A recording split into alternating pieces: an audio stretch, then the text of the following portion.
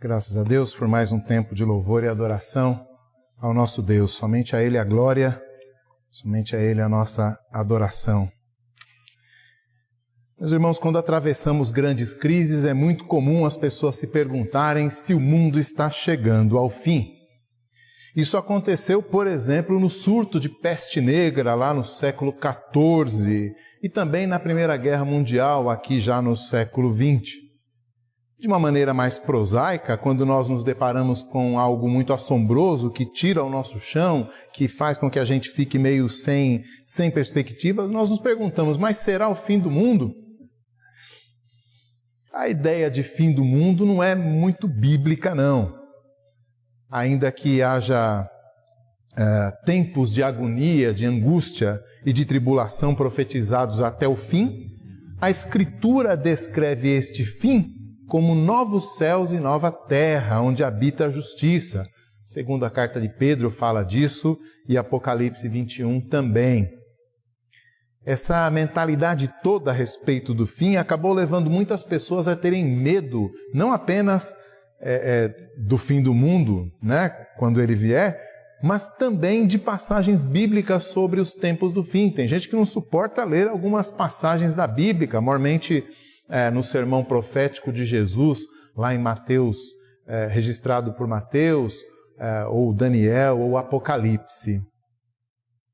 Mas o propósito dessas passagens, por exemplo, do livro de Apocalipse, não é nos assustar com figuras terríveis do final, com um destino assustador, com o anticristo, com a besta, e muito menos o objetivo dessas passagens é nos fazer temer o que está por vir. Mas pelo contrário, é nos trazer uma mensagem de consolo para tempos de tribulação. O objetivo de João, por exemplo, ao escrever o Apocalipse, não era dar um roteiro para filmes de terror ou novelinhas com efeitos especiais de segunda categoria. Então, já que o objetivo dele era trazer consolo para tempos de tribulação, isso significa que ele serve para crentes de todas as épocas, pelo menos para crentes de todas as épocas que passem por tribulação.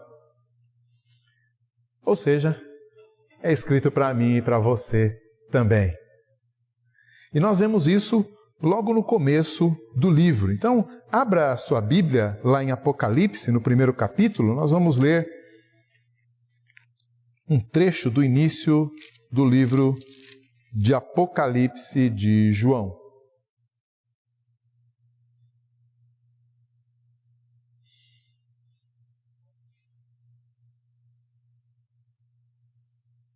Apocalipse de João, capítulo 1. Abra aí se você tem Bíblia. Nós vamos ler até o versículo 11 e diz assim a palavra do Senhor. Revelação de Jesus Cristo, que Deus lhe deu para mostrar aos seus servos as coisas que em breve devem acontecer e por ele, enviando, por intermédio do seu anjo, notificou ao seu servo João, o qual atestou a palavra de Deus e o testemunho de Jesus Cristo quanto a tudo o que viu. Bem-aventurados aqueles que leem e aqueles que ouvem as palavras da profecia e guardam as coisas nela escritas, pois o tempo está próximo. João, às 7 igrejas que se encontram na Ásia, graça e paz a vós outros, da parte daquele que é, que era e que há de vir, da parte dos 7 Espíritos, que se acham diante do seu trono. E da parte de Jesus Cristo, a fiel testemunha, o primogênito dos mortos e o soberano dos reis da terra.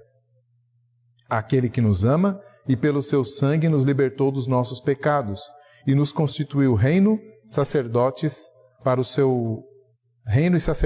seu Deus e Pai, a ele a glória e o domínio pelos séculos dos séculos. Amém. Eis que vem com as nuvens e todo olho verá, até quantos o traspassaram. E todas as tribos da terra se lamentarão sobre ele, certamente. Amém. Eu sou o Alfa e Ômega, diz o Senhor Deus, aquele que é, que era e que há de vir, o Todo-Poderoso. Eu, João, irmão vosso e companheiro na tribulação, no reino e na perseverança, em Jesus, achei-me na ilha chamada Patmos, por causa da palavra de Deus e do testemunho de Jesus. Achei-me em espírito no dia do Senhor, e ouvi por detrás de mim grande voz, como de trombeta, dizendo: o que vês, escreve em livro, e manda às 7 igrejas: Éfeso, Esmirna, Pérgamo, Tiatira, Sardes, Filadélfia e Laodiceia. Até aqui a nossa leitura.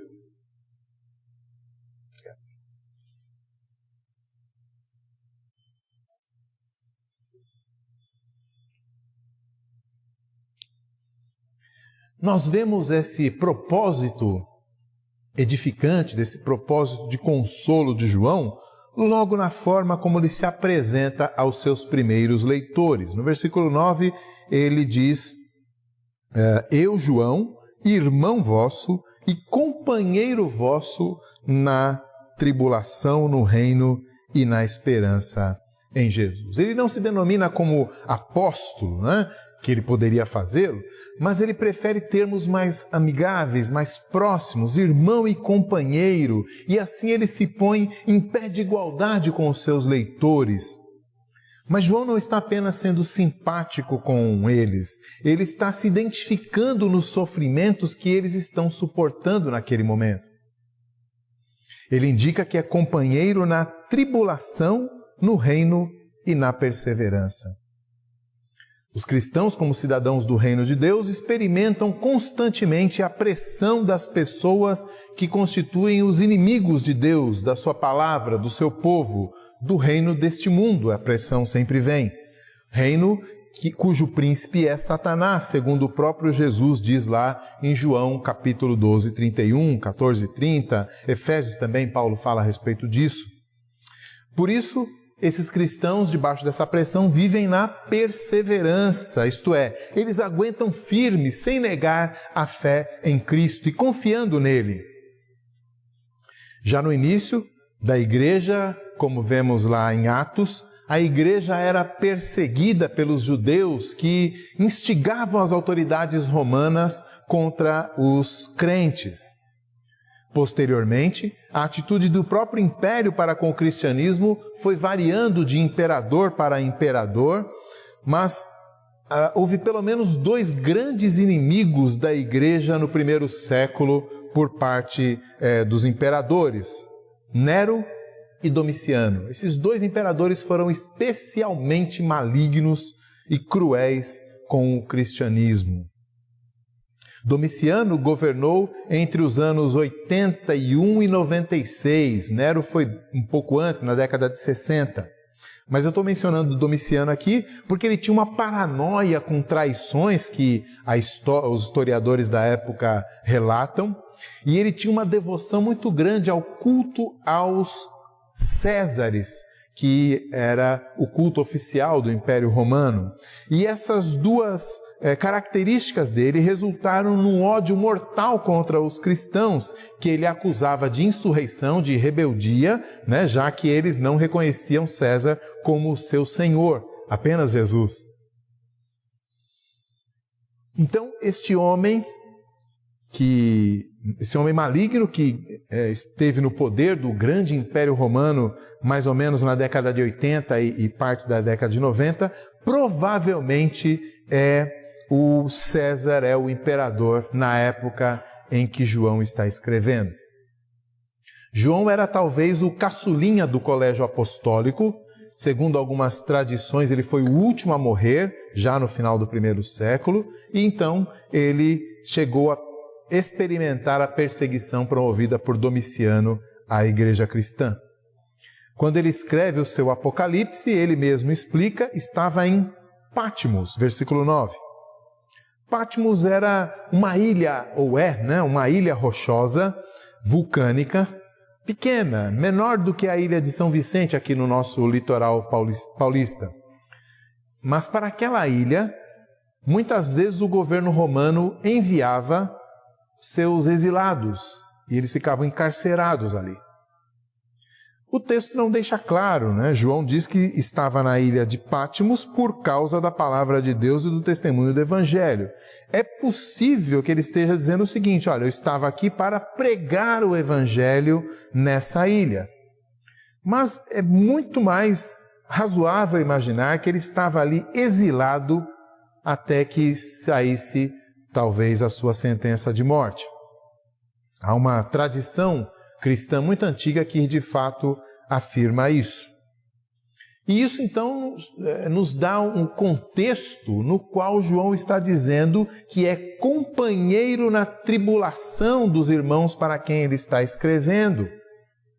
Nesse caso, de ele estar na ilha de Pátimos como prisioneiro, então no exato momento em que ele escreve a carta a irmãos que estavam sofrendo perseguição de Domiciano, ele mesmo está sofrendo essa perseguição por sua fé, por seu ministério, preso numa ilha rochosa, isolado das pessoas que ama e que o amam, mas ainda assim o apóstolo saúda os seus leitores dizendo: graça e paz.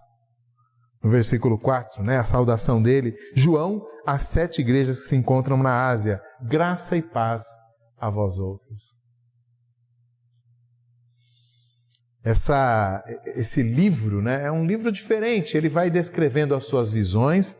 No capítulo 2 e 3 são 7 cartas endereçadas a 7 igrejas da época.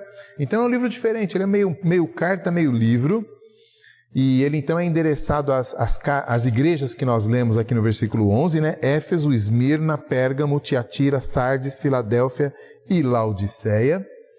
Mas note que na Bíblia alguns números ganham um significado especial.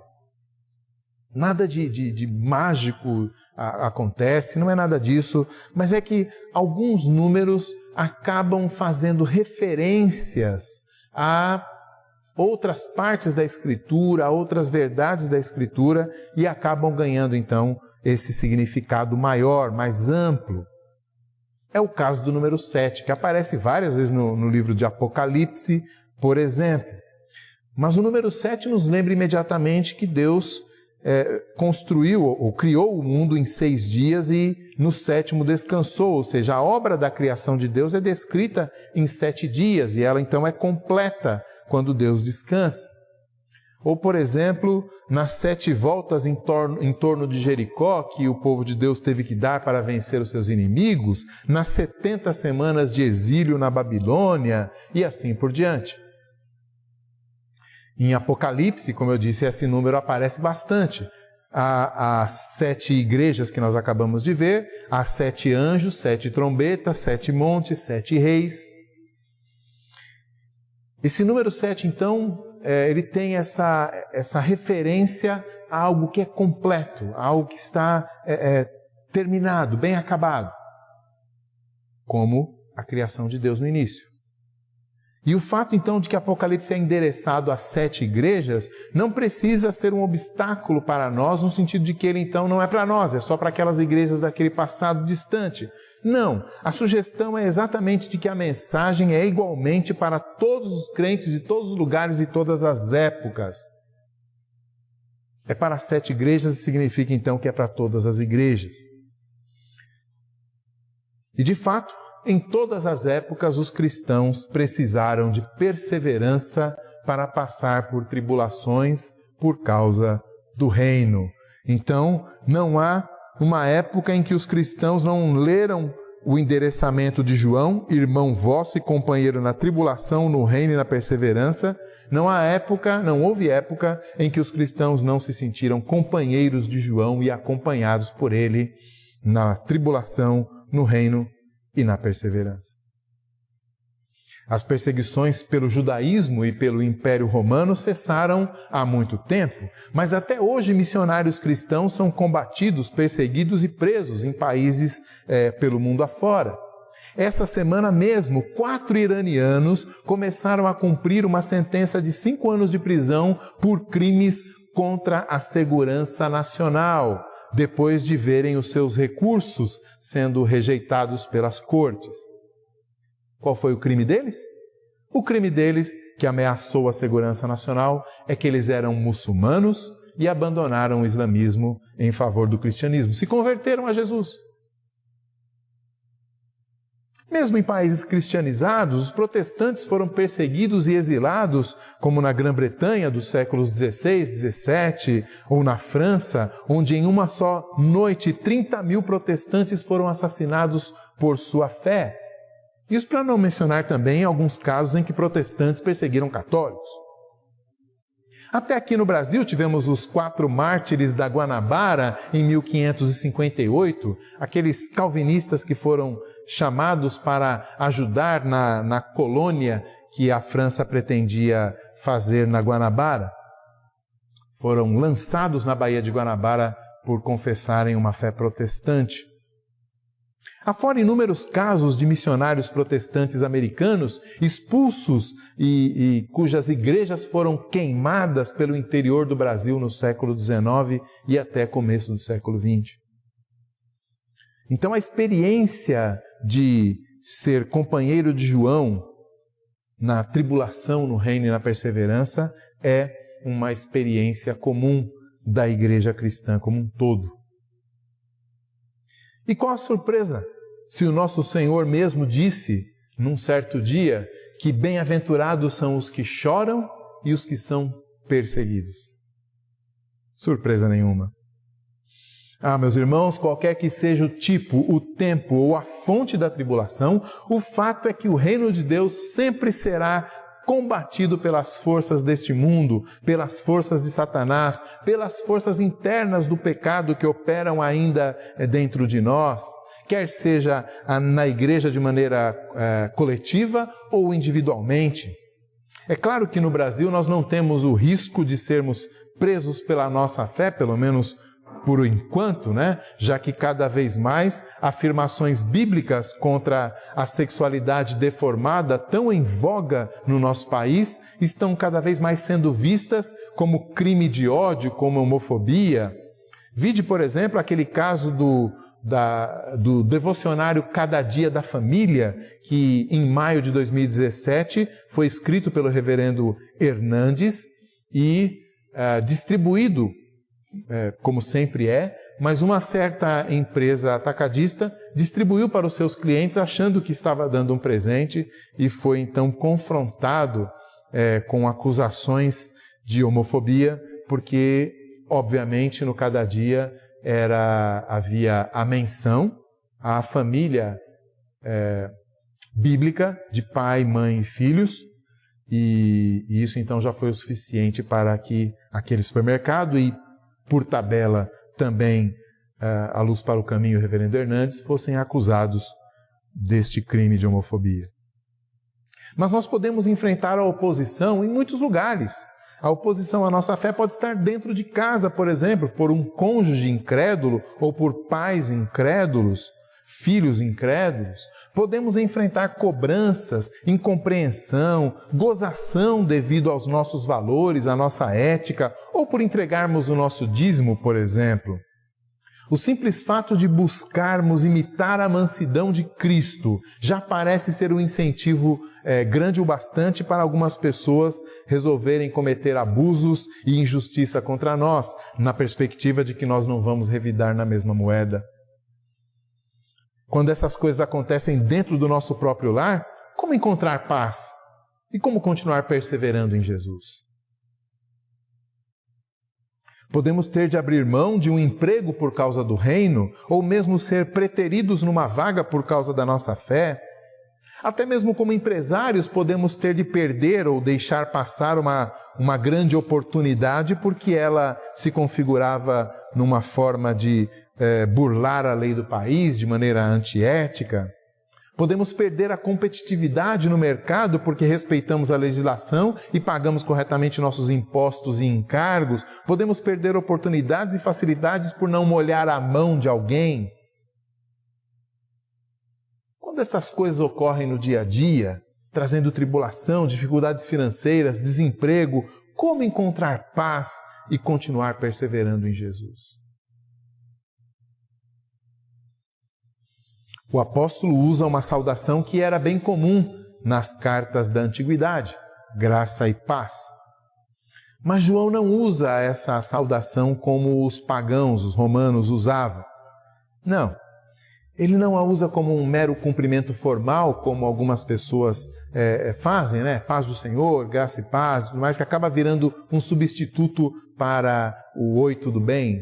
Não, ele não faz isso de uma maneira apenas superficial. Ele vê essa saudação como bênçãos provindas de Deus, que ele apresenta nas três pessoas da Trindade no nosso texto. Volte ao seu texto aí na Bíblia, veja conforme João cumprimenta os irmãos, mas acrescenta essa descrição da divindade no seu texto. Então ele diz que é João, né, versículo 4, João às 7 igrejas.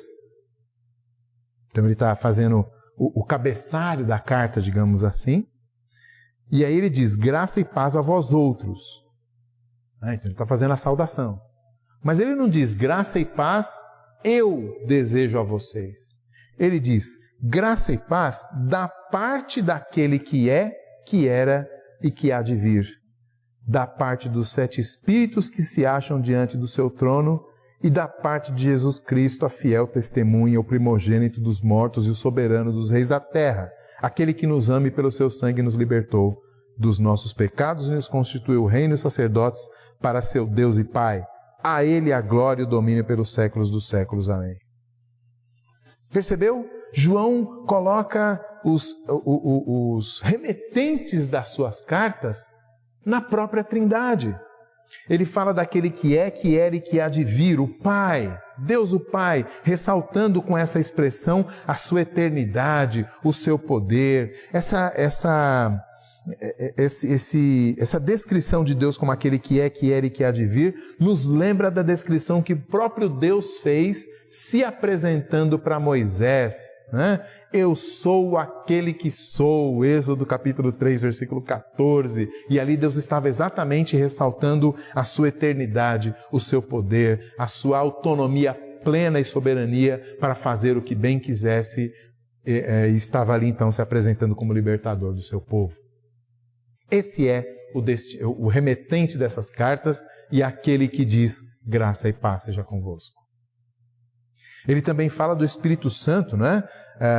E da parte dos 7 espíritos que se acham diante do trono. 7 aqui, como nós mencionamos agora há pouco, não significa que Deus tenha 7 espíritos necessariamente, mas significa a presença plena do Espírito Santo na ação redentora de Deus, né? Os 7 espíritos que estão diante do seu trono. Depois, esses 7 espíritos vão aparecer aí, essa menção vai aparecer de novo, no capítulo 3, na carta a Sardes. Estas coisas diz aquele que tem os 7 espíritos de Deus e as 7 estrelas, né? Então Jesus se apresenta como aquele que tem os 7 espíritos de Deus, que os possui. Mas o significado basicamente é também da onipresença e onisciência de Deus. Deus, o Espírito, está em toda parte. Ele está agindo em toda parte. Ele está acompanhando a sua igreja em toda parte.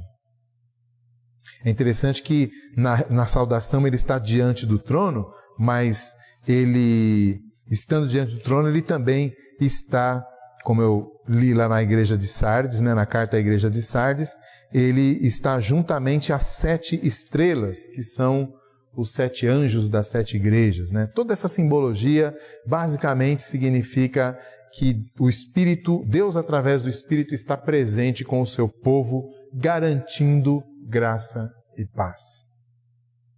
E por fim, a Trindade representada também no Filho, que é chamada de fiel testemunha, primogênito dos mortos e soberano dos reis da terra. Essas expressões voltam a acontecer no Apocalipse, na carta à igreja de Filadélfia, na carta à igreja de Laodiceia, ele diz, estas coisas diz o Amém, a testemunha fiel, a verdadeiro princípio da criação de Deus. Ele, como pleno na sua capacidade de profeta, ele é a verdadeira testemunha, a fiel testemunha que revelou quem Deus é aos homens de maneira plena. O primogênito dos mortos. Primogênito aqui não tem, obviamente, o sentido de aquele que é o primeiro a nascer, né? Alguns se confundem imaginando que Jesus, algumas seitas, né, como as Testemunhas de Jeová, imaginam que quando a Bíblia chama Jesus de primogênito, está falando do fato de que ele é uma criação de Deus como os demais homens. Mas o sentido aqui é de que ele é o herdeiro de toda a criação e primogênito dos mortos, porque ele é o que é vencedor da morte e ele tem a chave da morte e do inferno em suas mãos.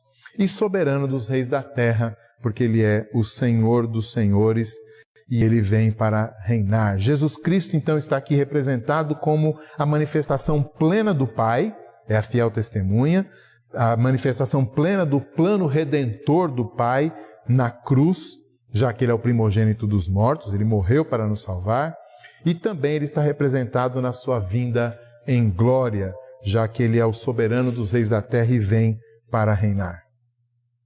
Então, meus irmãos, João é o mero porta-voz.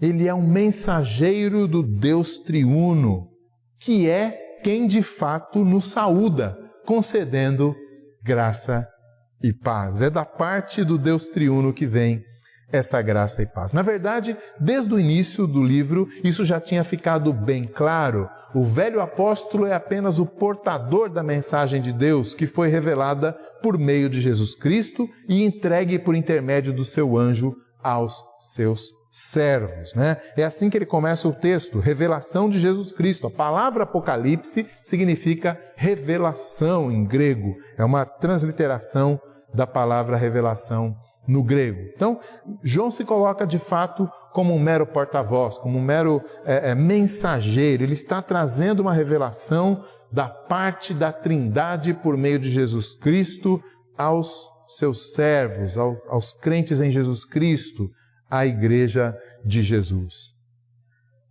Talvez por isso, antes de iniciar a sua mensagem, João pausa para descrever Jesus.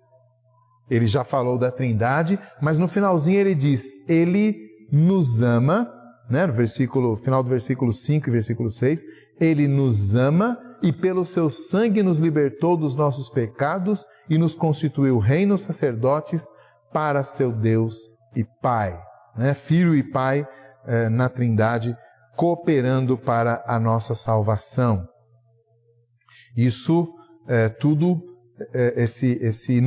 essa constituição dos pecadores como reino e sacerdotes de Deus é o cumprimento de uma promessa que Deus tinha feito lá atrás para o seu povo em Israel, mas que se cumpre de fato e de maneira muito mais plena na vida da igreja, né? Na vida daqueles que creem em Jesus. Lá em Êxodo capítulo 19, Deus fala assim, lá no Monte Sinai a Moisés: agora, pois, se diligentemente ouvirdes a minha voz e guardardes a minha aliança, então sereis a minha propriedade peculiar dentre todos os povos, porque toda a terra é minha, mas vós me sereis reino de sacerdotes e nação santa. Essa é a promessa de Deus lá para Moisés, mas era uma promessa condicional, você percebeu? Se vocês cumprirem, então vocês serão o meu povo, se vocês ouvirem a minha voz. Por que essa promessa só se cumpre plenamente na Igreja de Cristo? Porque a Igreja já tem o cumprimento da vontade de Deus em Cristo. Cristo é aquele que ouviu diligentemente a voz do Pai e o obedeceu, e nós então entramos com a graça de Deus, né? Entramos neste reino de sacerdotes pela graça de Deus em Cristo, aquele que nos ama e morreu por nós e nos libertou dos nossos pecados com o seu sangue e nos constituiu reino sacerdotes para seu Deus e Pai. Meus irmãos, Não esqueça, João está numa prisão escrevendo a outros irmãos que estão sendo perseguidos lá fora.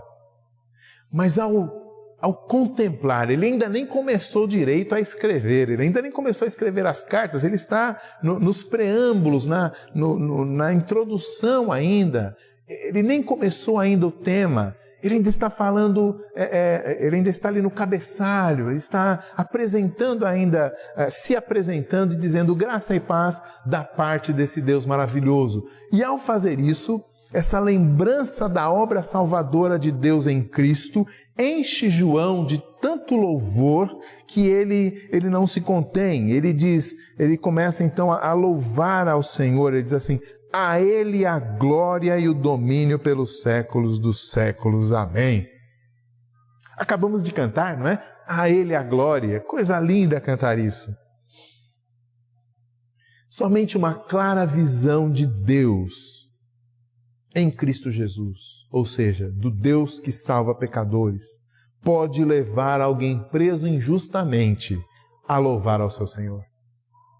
Essa visão maravilhosa que leva João a dizer: a Ele a glória eternamente. Amém. A gente se lembra lá em Atos 16 de Paulo e Silas, não é? Também presos injustamente, e diz o texto que eles estavam cantando louvores no meio da noite. Quem é que canta louvores no meio da tribulação? Quem tem uma visão clara de quem Deus é e de quem Deus é por nós em Cristo Jesus. Deus é o Todo-Poderoso? Sim, Ele é o grande eu sou, aquele que é, que era e que há de vir. Mas Ele não está lá longe. Pelo contrário, por meio do seu Santo Espírito, Ele está bem aqui perto e os seus 7 Espíritos estão junto às 7 igrejas, ou seja, junto a toda a igreja de Cristo em todas as épocas e lugares. Ele vê aquilo que nós passamos e Ele está conosco no nosso sofrimento. E Ele é o Filho, a fiel testemunha que venceu a morte por nós. A lembrança da obra salvadora de Deus em Cristo também enche o coração de João, não apenas de louvor, mas de esperança. Versículo 7, eis que vem com as nuvens e todo olho o verá. Que esperança maravilhosa! Certamente, amém, ele diz. João olha para o futuro, ele olha para o seu presente, ele está preso, ele sabe que os seus irmãos lá fora estão sendo perseguidos, mas ele tem diante dos seus olhos a obra salvadora maravilhosa de Cristo e ele consegue louvar e bendizer a esse Deus. Mas não apenas isso, ele também olha para frente e ele pode ver que essa obra salvadora tem um clímax. E esse clímax é quando Cristo vier nas nuvens e todo olho o verá. E João então olha com os olhos da fé e vê Jesus regressando nas nuvens do céu, como o próprio Jesus prometeu que o faria, né? Ele faz isso lá em Mateus 24, no seu sermão profético. Ele fala que o Filho do Homem virá nas nuvens, né? Quando os discípulos estão lá em Atos, olhando para o céu, vendo Jesus ser assunto aos céus, né, subir ao Pai, os anjos dizem assim: mas por que vocês estão olhando para cima? O mesmo que vocês olham agora sendo encoberto pelas nuvens, vocês também será visto descendo, né? Mas eu quero chamar a sua atenção para essa expressão, eis que vem com as nuvens. Porque essa expressão eis significa veja. Inclusive, uma tradução em português, a Nova Versão Transformadora, traduz exatamente assim: vejam, ele vem com as nuvens. Eis significa isso. É como se João, no meio da sua cela escura e fétida, estivesse apontando para cima e dizendo: olhem lá, ele já vem. E na expectativa de que seus irmãos lá fora, no meio do seu sofrimento, também olhassem para as nuvens e dissessem: é mesmo, ele está vindo. Apontando para o regresso de Jesus, ele declara que todo olho o verá. Crentes e incrédulos igualmente, como fica muito claro na forma como ele diz, né? Ele diz que até mesmo os que os traspassaram o verão. Jesus foi traspassado na cruz, um dos soldados verificou se ele já estava morto mesmo, espetando a lança no seu ventre, no seu lado. Ele foi também traspassado pelos cravos que o prenderam à cruz. Mas quando João diz que até mesmo os que o traspassaram o verão, ele não está apenas falando daqueles soldados romanos que executaram a pena de morte que Jesus recebeu, não está falando nem mesmo sobre aqueles que determinaram a pena de morte, como os líderes romanos ali no local, nem mesmo os líderes judeus que provocaram toda aquela situação, não. Ele está falando que todas as pessoas vão ver Jesus, inclusive aqueles que o desprezam e que o rejeitam, seja por meio de um deboche, seja por meio do seu desinteresse, seja por meio do seu ódio aos cristãos. Todos aqueles que traspassaram Jesus o verão. Todas as tribos da terra se lamentarão por causa dele. Afinal de contas, ele foi enviado ao mundo e todos os povos e nações do mundo tiveram uma demonstração pública de quem Deus é. Deus é aquele que salva pecadores.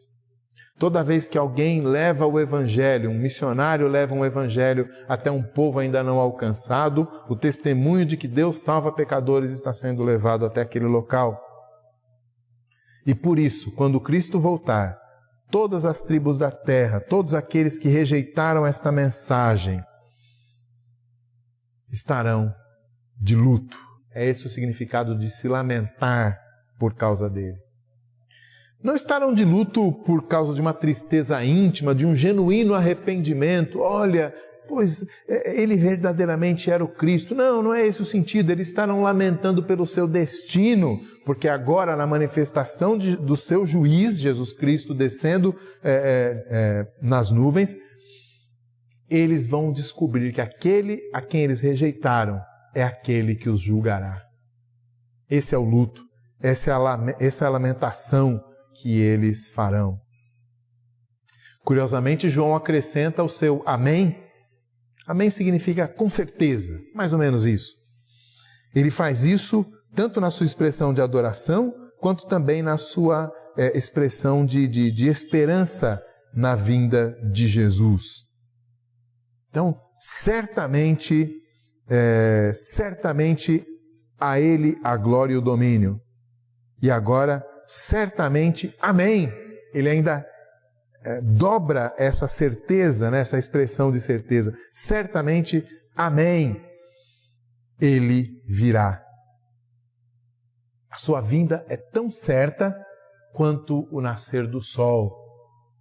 Mais ainda, no entanto, ela significará coisas diferentes para diferentes pessoas. Para os crentes, significará alívio das tribulações. Para os incrédulos, significará o início das tribulações. O prefácio da epístola fecha então com uma declaração imponente do próprio Deus, no versículo 8. Eu sou o Alfa e o Ômega, aquele que é, que era e que há de vir, o Todo-Poderoso. Alfa e Ômega, você sabe, são a primeira e a última letra do alfabeto grego, no qual essa porção da Bíblia foi escrita. Seria mais ou menos como se Deus estivesse dizendo, eu sou o A e o Z.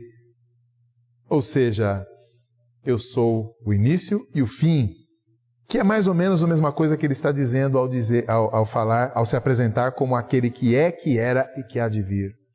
Essas expressões falam a respeito da autossuficiência de Deus, da sua soberania, da sua independência em relação a qualquer contingência, do fato de que se Ele determinou, as coisas vão acontecer como Ele determinou e ninguém pode impedi-lo.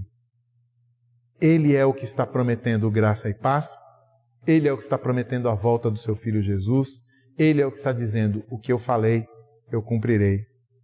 Eu sou o Alfa e o Ômega, aquele que é, que era e que há de vir. Como tanto Deus o Pai quanto Deus o Filho são designados assim em Apocalipse, né? Lá no final do livro, o próprio Jesus atribui a si essa expressão. Capítulo 22, versículo 13, ele fala basicamente a mesma coisa. Eu sou o Alfa e o Ômega, o primeiro e o último, o princípio e o fim. Eis que venho sem demora, né? O próprio Jesus que está falando. Então, se o Pai se designa como Alfa e o Ômega, aquele que é, que era e que há de vir, e o Filho também o faz igualmente, nós podemos entender, mais uma vez, que é a divindade triuna falando à sua igreja. É mais ou menos como naquelas porções da Escritura em que Deus jura. É claro que Deus não precisa jurar. Ele é a verdade. Mas Ele ainda jura por si mesmo, porque não tem ninguém mais alto que Ele para jurar. Quer dizer, Deus jura por Deus. Que forma maravilhosa de assegurar ao seu povo de que aquilo que Ele disse vai se cumprir. Aqui, Ele chama as pessoas da Trindade à frente para cada um de per si e de uma maneira diferente, afirmarem uma só verdade. Eles estão falando à igreja, as pessoas da Trindade estão falando à igreja e, portanto, Deus está completamente comprometido com aquilo que Ele está dizendo. Ou seja, em sustentar graça e paz ao seu povo no meio da tribulação. É impossível duvidar. Certamente. Amém, diz João. Meus irmãos, já ficou muito claro onde é que nós vamos alcançar e encontrar essa graça e paz em meio à tribulação. João, de dentro da prisão, aponta para nós o caminho. Seu espírito não está preso, sua fé não está presa, e pela fé ele sabe muito bem onde encontrar graça e paz na tribulação. É no Deus Criador, no Deus Triuno, no Deus Todo-Poderoso. Ele é quem está pronunciando a sua graça e paz sobre a sua igreja atribulada. Ele a quem deve ser entregue toda a glória. Ele é, com a sua presença e com sua bênção, maior do que qualquer tribulação. João sabe. Ele sabe muito bem que seu Deus é todo-poderoso, que Ele existe na eternidade, que Ele tem um reino de glória, que Ele domina pelos séculos dos séculos, que Ele é soberano sobre todos os reis da terra. Ele sabe que seu Deus o enxerga até nos porões mais escuros de uma prisão numa ilha esquecida pelo Império Romano, pois o seu Espírito passeia por toda a terra e tem a plenitude do conhecimento da vida de cada um dos seus servos. João sabe que o seu Deus o ama verdadeiramente, pois esse amor foi revelado em seu Filho Jesus, que por amor derramou seu próprio sangue para nos redimir do pecado e da morte. E sabendo tudo isso, João tem o seu coração tão cheio de convicção que ele consegue louvar a Deus em cadeias. Ele sabe que o seu Deus, por meio de Jesus Cristo, fará justiça sobre toda a terra, livrando o seu povo de suas tribulações e vingando-o dos seus perseguidores, e também libertando-o das tentações e pecados que os impedem de servi-lo com toda a integridade e plenitude. Ele sabe disso, e isso enche o seu coração de uma maneira tal. E, meus irmãos, será que o nosso choro, o nosso desânimo, o nosso lamento, não é porque nós deixamos de encher as nossas mentes, os nossos corações dessas mesmas verdades e certezas? Afinal, do ponto de vista de Jesus, bem-aventurados não são aqueles que não enfrentam dificuldades, mas são aqueles que leem, ouvem e guardam as palavras da profecia. Está lá. No versículo 3, bem-aventurados aqueles que leem, aqueles que ouvem as palavras da profecia e guardam as coisas nelas escritas, pois o tempo está próximo. Bem-aventurados, felizes. Felizes são aqueles que ouvem e guardam a minha palavra, está dizendo Jesus. A palavra de Deus, meus irmãos, sempre nos convoca a viver pela fé. Essa expressão, o justo viverá pela fé, é dita pelo próprio Deus ao profeta Abacuque. Paulo a repete na carta dele aos Romanos, na carta dele aos Gálatas, e o autor aos Hebreus também faz menção dela. É uma verdade cardeal, uma verdade central da vida cristã. Nós vivemos pela fé O que significa isso? É viver por aquilo que Deus diz e não por aquilo que nós enxergamos ou mesmo experimentamos.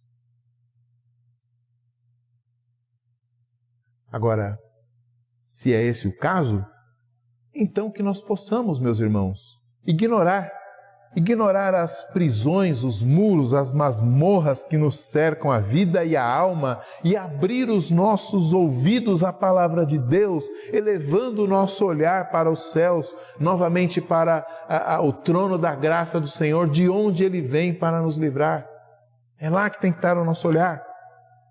E que assim como João, lá na ilha rochosa de Patmos, os nossos corações também estejam cheios da certeza, da convicção de que Ele é soberano, que Ele nos ama, de que Ele está enxergando a nossa aflição, que Ele deu sua vida por nós e em breve virá nos buscar e nos livrar. E que essa convicção nos leve a adorá-lo, mesmo em meio à tribulação. Por que esperar a tribulação passar para louvar ao Senhor? Mesmo porque, como ensina o pastor John Piper, Deus é mais glorificado quando o seu povo o glorifica, quando tudo o levaria a maldizê-lo. Não é assim na vida de Jó? Lá no capítulo 2 de Jó, a sua esposa, tolamente, insensatamente diz, olha, Deus te tirou tudo, amaldiçoa Deus e morre. Só te falta isso. E ele então diz, você está falando como uma maluca. Deus me deu tudo e Ele me tirou tudo. Bendito seja o nome do Senhor. Deus é mais glorificado quando em meio às lutas e tribulações nós o louvamos, do que quando nós o louvamos apenas quando as coisas nos vão bem. Mesmo porque eu e vocês temos um coração tão facilmente insensível, que quando as coisas estão muito bem, nós facilmente esquecemos de glorificá-lo. Mas, meus irmãos, se essas verdades enchem o nosso coração e nos dão essas certezas e essas convicções da fé, então que nós possamos nos animar e também que nós possamos animar os nossos irmãos, assim como João está fazendo. João está numa prisão e está escrevendo para aqueles que estão fora da prisão, dizendo, animem-se, Deus está com vocês.